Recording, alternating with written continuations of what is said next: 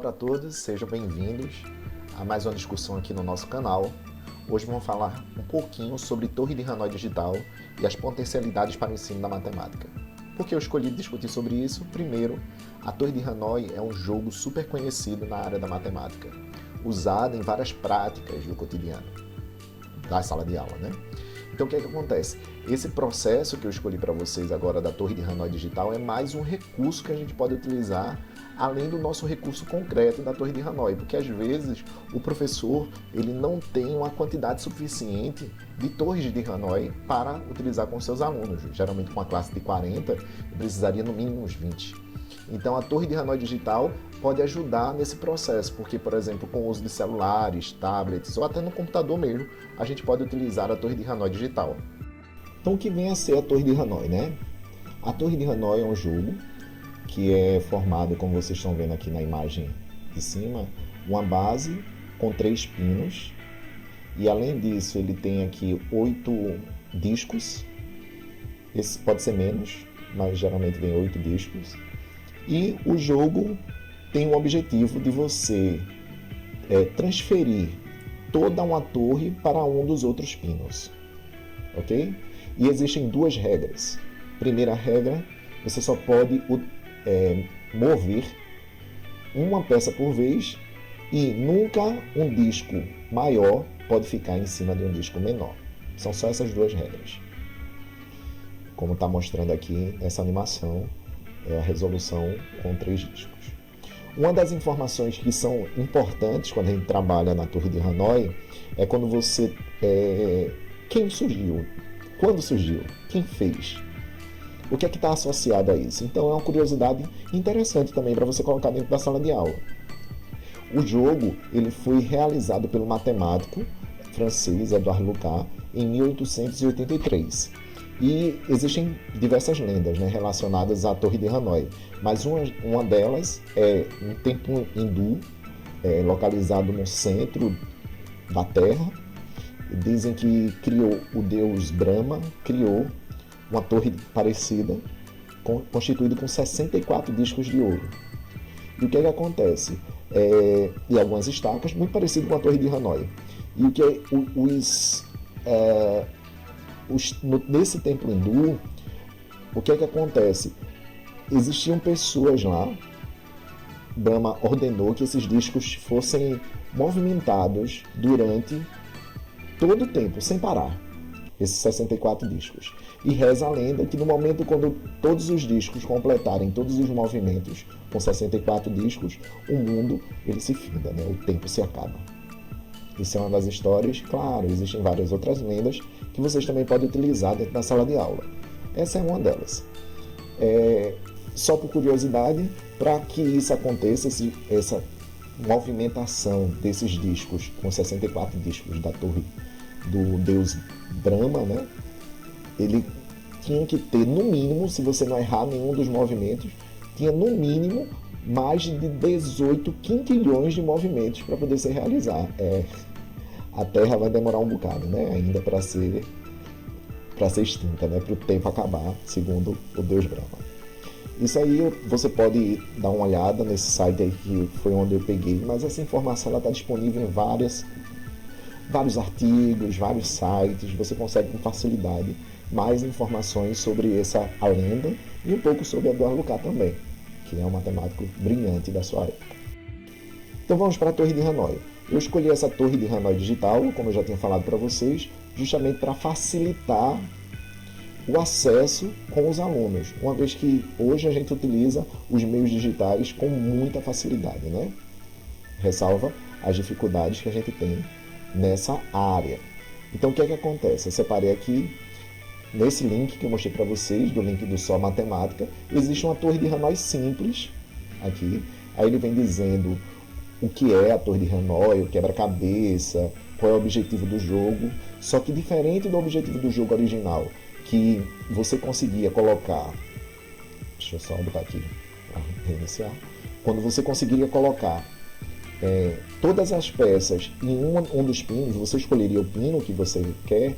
No jogo do Só Matemática, no jogo digital, ele diz que você tem que mover todos os discos para um pino da direita. É interessante aqui, né, para uma criança falar de discos e quando ele olha para uma figura, é uma figura retangular. Então é a visão, né, que você tem das torres, então é uma visão bem horizontal das torres, sem nenhum, é uma visão de frente. Então eu já trabalho aqui essa ideia da visão espacial do meu aluno, mas é bom já falar da Torre de Hanoi original, por isso que tem essa ideia dos discos. Eu comecei com isso, né, expondo a Torre de Hanoi digital. Então, tá aqui, as regras são simples, clicando e arrastando com o mouse, você deve mover um disco de cada vez, sendo que um disco maior nunca pode ficar em cima de um disco menor, foi tudo isso que a gente explicou. O bom desse site é o seguinte, que aqui ele consegue um número de quantidade de discos, você pode movimentar aqui, por exemplo, para 7, aí ele vai conseguir 7 discos, para 8, então você pode fazer o desafio que você achar mais conveniente, ok? E além disso, ele diz aqui, ó, movimento, mínimo de movimentos possível, né? Se você não errar nenhum tipo de movimento, com 7 discos você consegue resolver em 127 movimentos. Mesma coisa, com 3 você consegue 7 movimentos. Então o que acontece? E outra coisa, vou deixar em 3, tem essa outra barra aqui, seu número de movimentos. Então você pode fazer a quantidade de movimentos, está vendo como eu estou fazendo aqui. E essa quantidade de movimentos ela vai ser contada lá na minha expressão. Então, independente se você erre, se você não erre, então esse movimento já está contado. Quando você está vendo ali, eu já extrapolei a quantidade mínima de movimentos para 3 discos. Eu já estou em 12, quando eu quero fazer 7. Ok? Então, mas é isso que eu quero apresentar nessa parte da exposição. Então, voltando para a informação que eu tenho.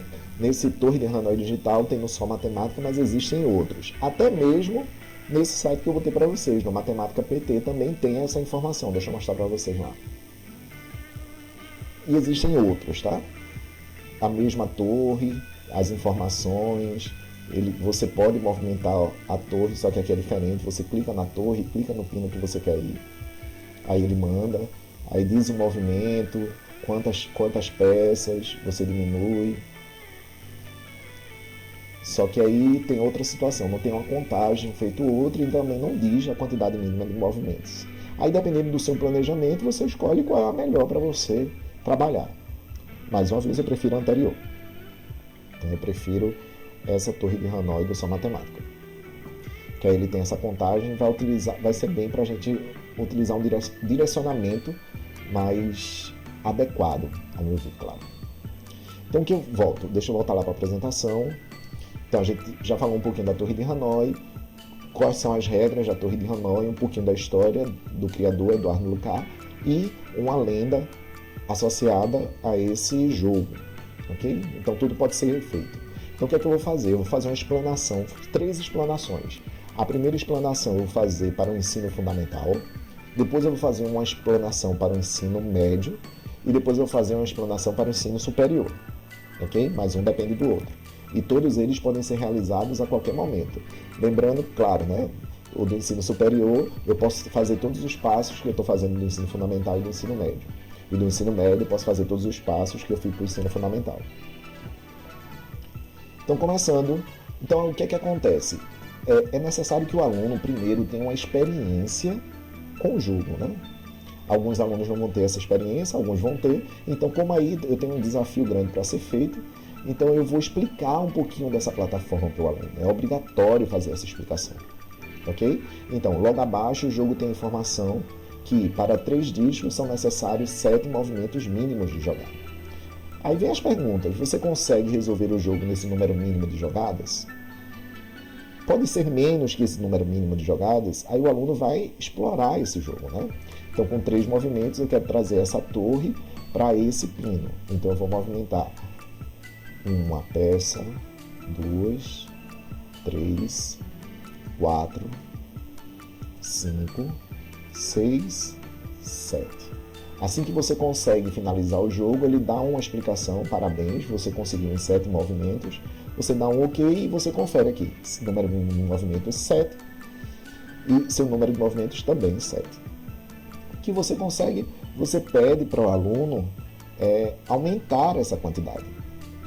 Aí ele vai treinar do jeito que achar mais conveniente e achar a sua dificuldade. Qual é a forma, se ele vai conseguir ou não fazer na quantidade mínima de movimentos. Qual é o seu papel? O seu papel é de mediador. O que é que você construiu? O que é que você não fez? E assim por diante. Claro, é óbvio. Para que você utilize esse material, você precisa ter o domínio do material. É o conceito normal de uma sala de aula. Para você ter o domínio e apresentar um determinado conteúdo para esse aluno, você tem que ter um domínio mínimo daquele conteúdo. Assim como o jogo. Você vai ter que ter o domínio mínimo do jogo e o domínio mínimo do conteúdo.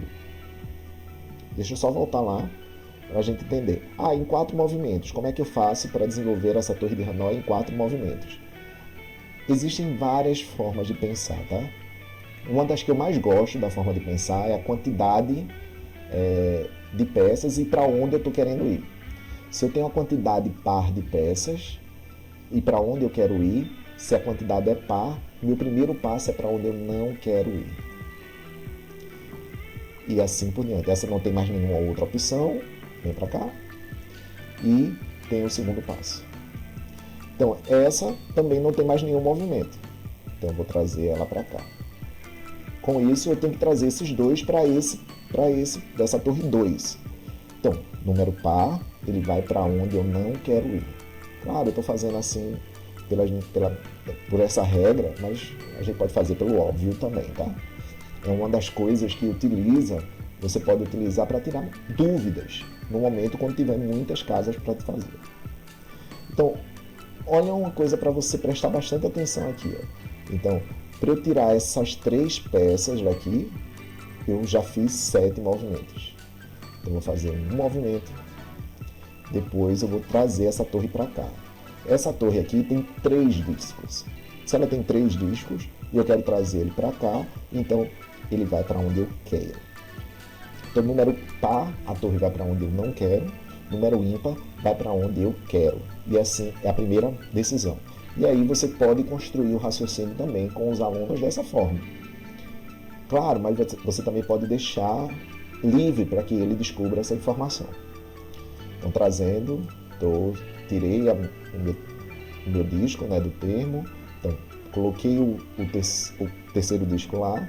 De novo, 2. Se eu quero trazer ele para cá, 2 vai para onde eu não quero. Foi e acabou o termo. Então, parabéns, você conseguiu em 15 movimentos. Deu um ok na minha expressão aqui. Tranquilo? Vamos voltar lá para a minha expressão. Então, isso é um primeiro desafio. Depois que você faz esse primeiro desafio com os alunos, você tem que deixar que eles se apropriem das regras. Primeiro passo do jogo, antes de você fazer qualquer questionamento sobre o jogo, você precisa de tempo.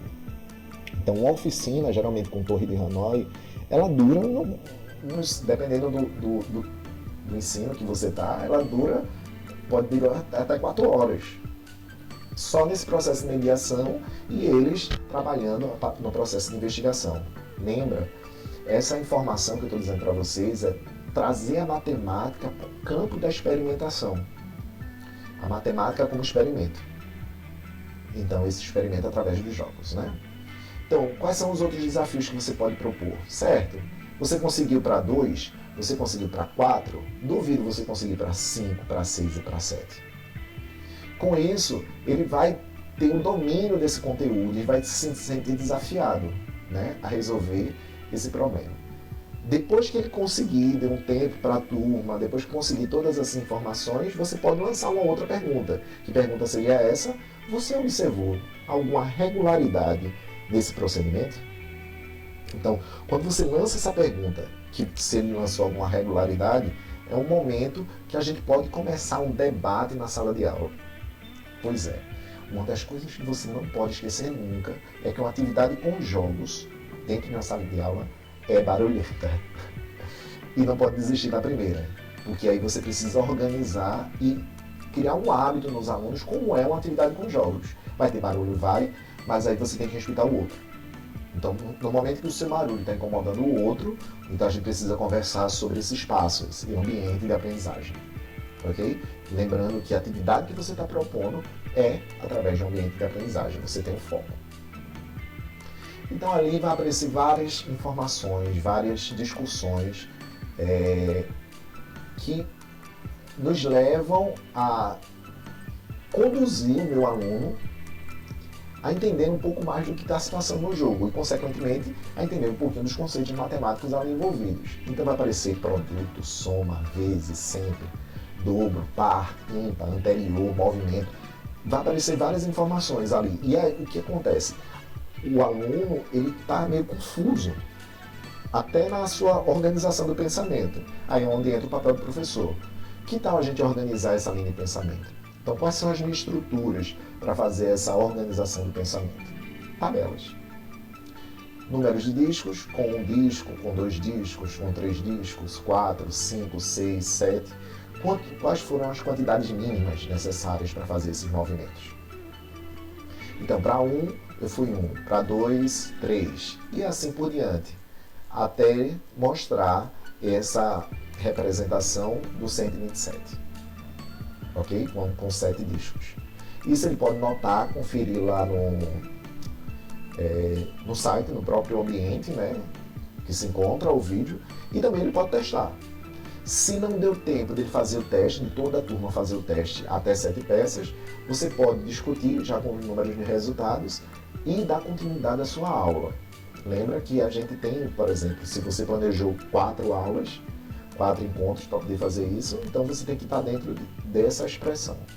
Então você pode deixar com que o aluno resolva tudo isso à parte também, como um dever de casa, uma tarefa para outro momento. Aí que vem a pergunta, né?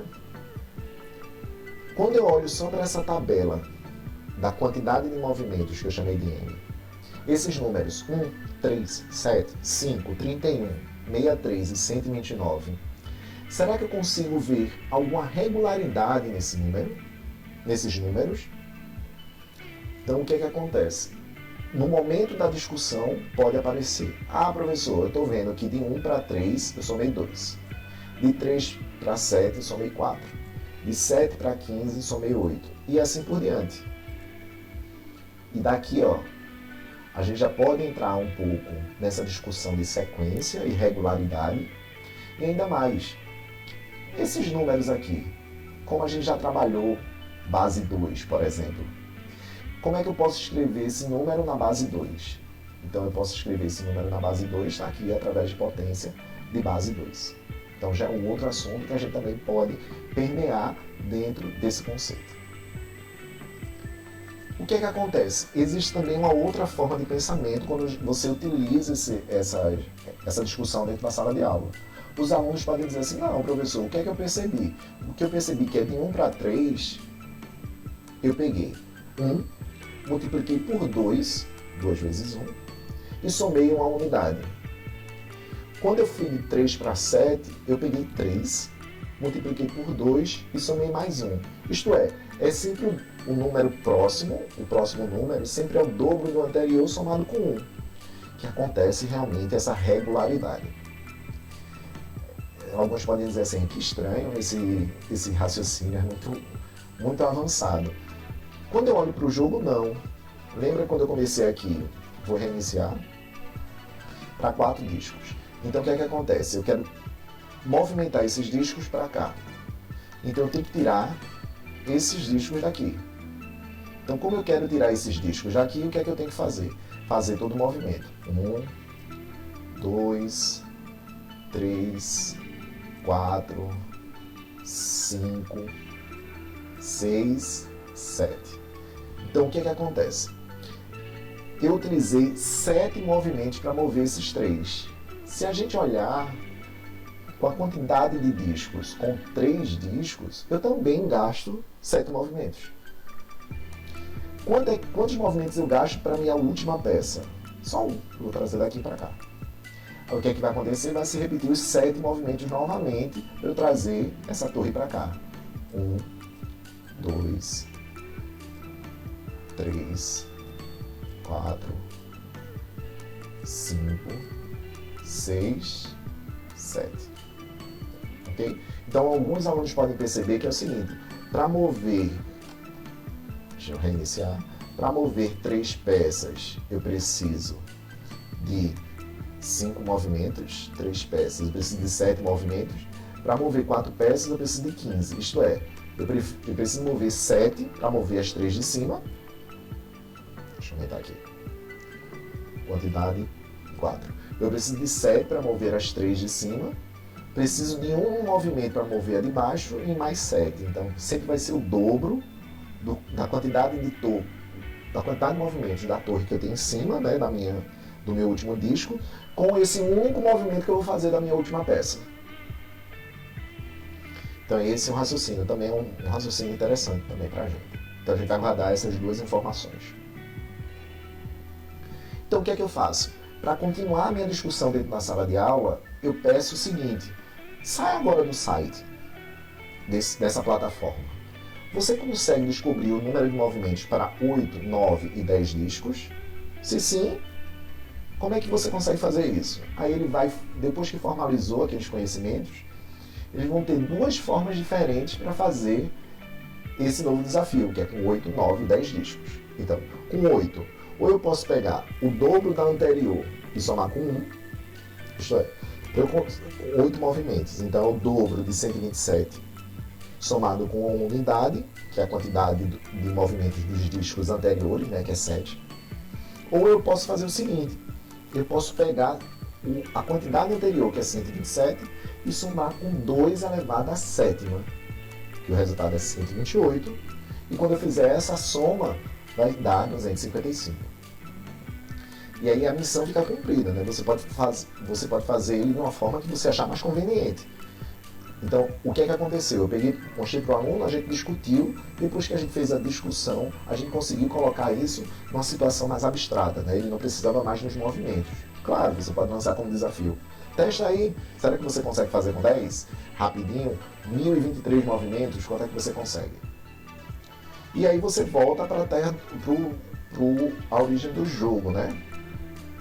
Antes de ir para esse, deixa eu falar sobre a lenda do jogo. Então, quando você entra na lenda do jogo, você vai para 64 discos. Então, se na 10ª eu já estou em 1023 movimentos, imagina quando eu tiver em 64 discos. Okay? Mas isso é para uma discussão mais à frente. Então, o que é que eu posso fazer? Além da discussão de sequências, sucessões, qual é essa ideia de regularidade, potência que tem ali no meu ensino fundamental, eu posso inserir também um pensamento abstrato.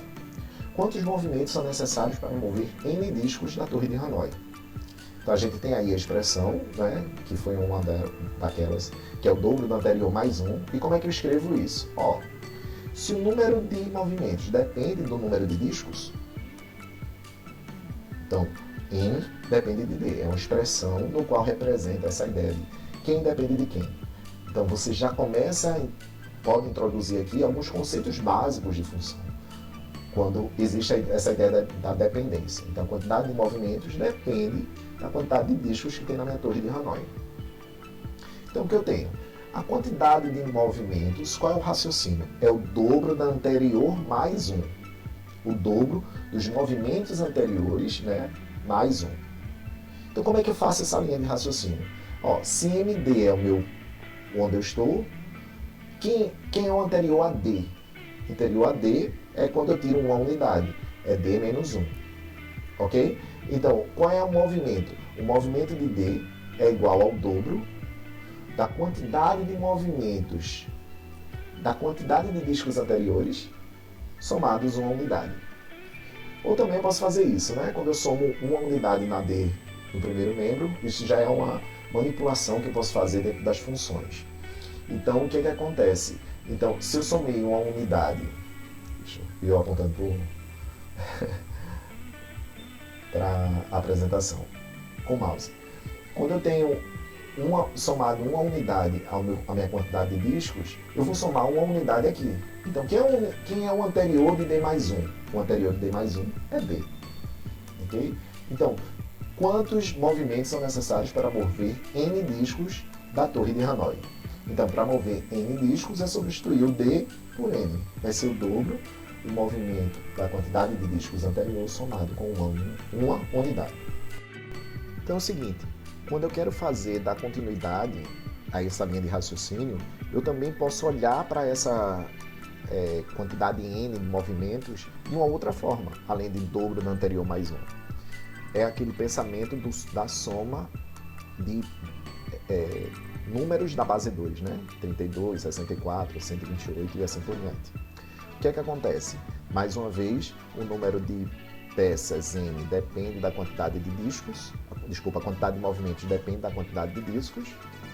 Então, o que é que acontece? Vai ser a quantidade, o movimento da quantidade de discos anterior, que eu representei aqui por d menos 1, somado com 2 elevado a d menos 1. Ó, se eu estou daqui de 63, que é 6 discos, para 7. Então, para eu encontrar o sétimo, então eu vou somar 2 elevado a sexta, que é d menos 1. Ou mais uma vez, aquela manipulação matemática que eu fiz, né? No momento que eu adicionar uma unidade aqui na minha expressão, também vou adicionar uma unidade aqui, e mais um menos 1, ele desaparece, e a mesma coisa aqui também desaparece. É uma outra forma de expressar a mesma situação. Isto é, para colocar a quantidade mínima de movimentos para n discos, vai ser a quantidade de movimentos do disco anterior somado com 2 elevado a essa quantidade de discos anteriores. Então é essa a linha de raciocínio que a gente pode fazer até aqui. O que é que eu fiz agora? Eu inseri outros conceitos no ensino fundamental, que é uma ideia de função e a das expressões algébricas. Então a gente dá continuidade. Então agora a gente vai dar uma olhada como fazer essa atividade com matemática com torre de Hanoi para o ensino médio. Então o procedimento é muito parecido com o ensino fundamental. A gente tem que desenvolver todos os passos e debates que foram realizados lá no ensino fundamental. Claro, se a turma for sua, você não precisa retomar, você precisa só relembrar esses conceitos que foram trabalhados lá. Mas geralmente isso não acontece. Então você faz todo o procedimento que você fez lá no ensino fundamental e até encontrar as expressões algébricas e conceitos gerais de função, e você pode lançar um novo problema para eles. O problema é o seguinte: existe uma fórmula de recorrência para determinar o número mínimo de movimentos para n discos sem o conhecimento da quantidade anterior. Vimos que para o ensino fundamental todos eles estavam definidos ou relacionados ao termo anterior. Então, será que é possível fazer isso? Claro, como eu já sei que resultado é esse, eu começo a desafiar meu estudante a chegar nesse resultado. E como é que eu consigo raciocinar sobre isso? Então, pego esse conceito. Lembra que a gente trabalhou essa informação, número de discos, é sempre somar um termo na base 2, né, que é 2 elevado a 1, 2 elevado a 2 e assim por diante. Então eu posso tomar essa linha de raciocínio com eles, retomar essa linha de raciocínio com eles. Onde eu posso dizer, se eu olhar só para essa tabela da quantidade de movimentos, quando eu somar mais uma unidade, o resultado dá o quê? 2. Como é que eu posso escrever 2 na base 2? Isto é, 2 em potência de base 2. Então é 2 elevado a 1. Só que esse 2 elevado a 1 não é o meu resultado, que é o que é que eu tenho que fazer? Se eu adicionei uma unidade, eu posso subtrair uma unidade para eu voltar ao meu original. Guardei essa informação. De novo, esse 3, quando eu somo mais unidade, ele é 4. Dá para escrever na base 2? Dá, que é 2 elevado a 2. Quando eu subtraio uma unidade, se eu adicionei uma unidade e subtraio uma unidade, eu consigo chegar nesse 3. Então ali eu estou fazendo manipulações de números, né, para poder chegar no mesmo resultado, na quantidade de movimentos. Eu vou continuando esse raciocínio com todos os estudantes até mostrar que vai se repetir a linha de raciocínio. Quando eu faço essa linha de raciocínio, aí eu dou atenção para esse ponto. Então, quando eu olho para essa expressão, o que é que está acontecendo? Lanço para os meus alunos, não respondo. Pode lançar para os seus alunos, eles vão responder. Isto é, para 8 discos, como é que vai ficar essa expressão? Aí vai ser 2 elevado a 8 menos 1. Então, daqui eu posso tirar para D discos ou para N discos, sem depender da quantidade anterior. Então, isto é, para a quantidade de movimentos dependendo de discos que tem na minha torre de Hanoi, vai ser 2 elevado à quantidade de discos, né? De 7 é 7, 6 é 6, 5 é 5 e assim por diante. Então vai ser 2 elevado à quantidade de discos menos uma unidade, que é essa expressão geral para resolver essa equação. Então esse é o ponto onde se quer chegar lá no ensino médio, uma função. E qual é o debate que a gente pode fazer desse tipo de função, né? Então, ao observarmos essa característica, então você tomar como f de x, né, a expressão que está ali, então vai ser 2 elevado a x menos 1. Se eu fizer esse x variar entre os números reais, que tipo de função estamos considerando? Olha o desafio que eu estou colocando ali. Então é uma pergunta. O que é que eu quero? Eu quero confrontar meus alunos com as outras funções que eles trabalharam. Será que ele tem uma relação com função afim? É uma função quadrática? E isso eu vou deixar livre para os alunos debaterem. Se eles quiserem construir gráficos, eles constroem. Se eles querem debater entre eles, eles debatem. Mas um dos pontos aqui que são... um ponto que é bem relevante aqui já saiu algumas vezes ele construindo através do GeoGebra. Isso é importante frisar. Então ele mostra, quando ele confronta com as funções anteriores, nenhuma delas se encaixa. Então é o momento da gente introduzir um novo tipo de função para eles, que é a função exponencial. Para o ensino médio, além de todos os termos que trabalhamos antes, potência, sequência, sucessões, expressões algébricas, função, a gente explana também os conceitos de função exponencial. Já para o ensino superior, de novo, todo o procedimento realizado anteriormente até o ensino médio, e o meu desafio já é outro. O que me garante que essa expressão é válida para todo D, pela toda a quantidade de discos pertencente aos números naturais com asterisco. Então, para fazer essa prova, eu preciso lembrar sobre essa ideia da indução vulgar. A indução vulgar é quando eu tenho uma expressão que ela não retrata todas as situações, ela não me dá um resultado verdadeiro para todos os números que eu coloque lá na minha expressão. Fica muito complicado, então eu vou dar um exemplo para vocês entenderem um pouco mais sobre isso. Por exemplo, no caso de Pierre Fermat, lá no século XVII, quando ele mandou uma carta para Bernard de Metz, em agosto de 1640, ele mandou essa expressão aqui, m de n é igual a 2 elevado a 2 elevado a n mais 1, para todo n pertencente aos naturais. Ele afirmou que todo resultante dessa expressão se dava a um número primo. O que é que acontece? Ele fez o teste para 1, quando ele substituiu 1, 2 elevado a 2 elevado a 1 mais 1, deu 5, número primo, ok. Testou para 2, deu 17. Testou para 3, deu 257. Quando eu estava sempre dando um número primo e o próximo dava um número muito grande, n de 4, igual a 2 elevado a 2 elevado a 4 mais 1, era um número muito grande, 65.537, ele afirmou que todos os números eram primos. Ok? Como era difícil de provar que esse número era primo naquela época. Então, imagina quando ele chegou no n elevado a 5, no n de 5, que é o n de 5 igual a 2 elevado a 2 elevado a quinta, mais 1. Então, quando ele fez esse teste, ele não conseguiu testar se esses números eram realmente primos, até pelo período, né? 1640, ele tinha muitos problemas para identificar quando o número primo. Quando é que o número primo?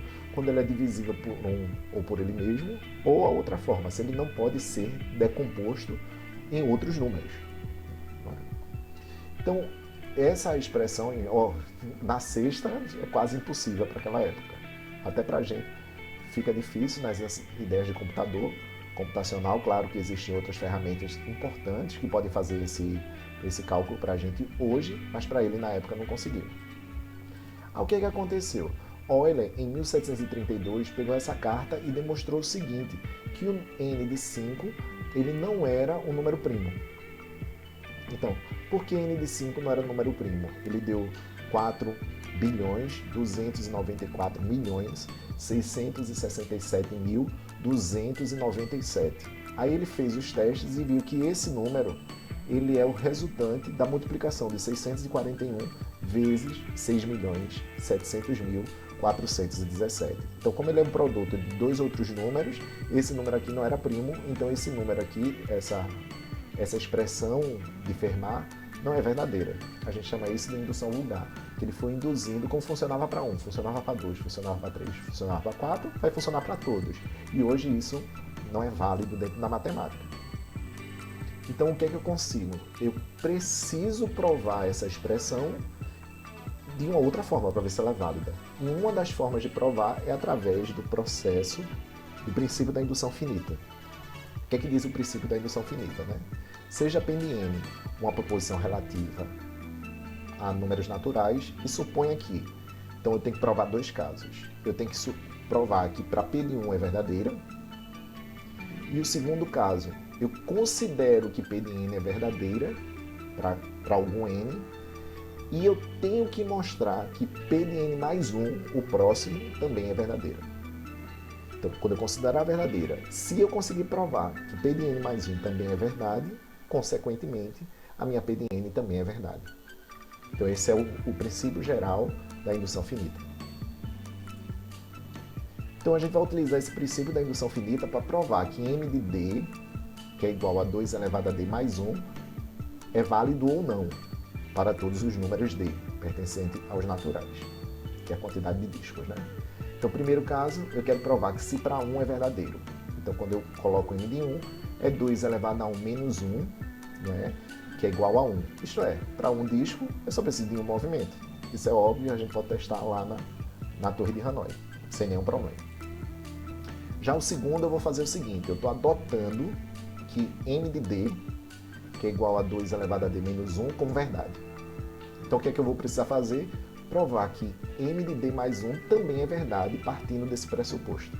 Isto é, eu preciso provar que m de d mais 1 é igual a 2 elevado a d mais 1 menos 1.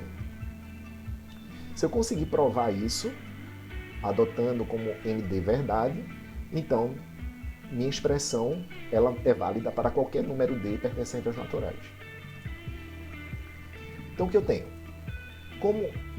Lembra uma das primeiras expressões que m de d também pode ser dado a número mínimo de movimentos pode ser dado através do número anterior, que é a expressão m de d é igual ao dobro do movimento de díscos anteriores somado com 1.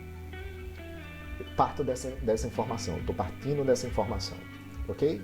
Então eu tenho o seguinte, que quando eu fizer m de d mais 1, que é essa expressão aqui, o que é que eu vou ter nessa expressão? Mais uma vez, a gente já também mostrou lá, quando a gente estava trabalhando no ensino fundamental. O que é m de d mais 1 é acrescentar no lugar de d, d mais 1. Então eu tenho um cancelamento e eu tenho o dobro de md mais 1. Por sua vez, eu considerei que m de d igual a 2 elevado a d menos 1 era verdadeiro. Então eu vou fazer essa substituição aqui no m de d. Então o que é que eu vou ter? Que m de d mais 1 é igual ao dobro de m de d mais 1, está aqui. Então é igual, quando eu fizer essa substituição, esse 2d menos 1 vai ficar aqui multiplicado por 2 mais 1. Quando eu faço a distributiva desse 2, eu vou ter 2, que multiplica 2 elevado a d, menos 2 mais 1. Mesma base, repito a base e somo os expoentes, e aqui eu faço essa subtração. Como resultado, eu vou ter que m de d mais 1 vai ser igual a o dobro de d mais 1 menos 1, como a gente queria demonstrar lá na minha expressão primeira, né? Então aí eu provo com todos os conceitos do princípio da indução finita que essa expressão é válida para todo d pertencente aos naturais. Então, espero que vocês tenham gostado dessa expressão, dessa discussão, né, sobre a utilização da Torre de Hanoi. Claro, eu fiz uma explanação das possibilidades da Torre de Hanoi e sugiro que vocês façam seus planejamentos, façam suas pesquisas e utilize essa expressão do jeito que achar melhor, ok? Muito obrigado para vocês. Então, aqui a gente encerra essas informações sobre a Torre de Hanoi digital e a potencialidades, né? Quais são as potencialidades para o ensino de matemática. Até a próxima!